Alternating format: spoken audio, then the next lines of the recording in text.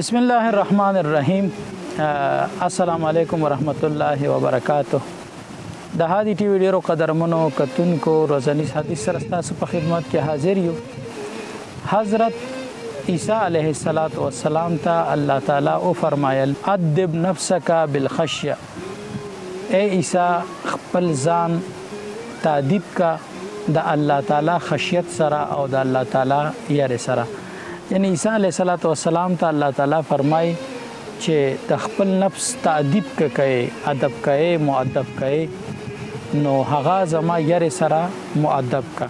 د الله تعالی نه مونږ نه یریږو او نه یره پکار ده، بلکې د الله تعالی د نافرمانی نه مونږ یریږو. لکه څنګه چې یو کس د خپل مشر تر، د خپل مشر رور، د پلار په مخ کې ځنې حرکت نه کوي، لکه پښتانه نسوار نه کوي، نو د دې وجه نه چې هغه دا غنه یو قسم یره کوي، شرم ته کوي، حیا ته کوي. همدارنګ مونږ د الله تعالی نه یو قسم حیا کوو، یو قسم شرم پکار دیو کو، او چې الله تعالی په هر زمان او په هر مکان کې مونږ ته ګوري، حاضر او ناظر دی.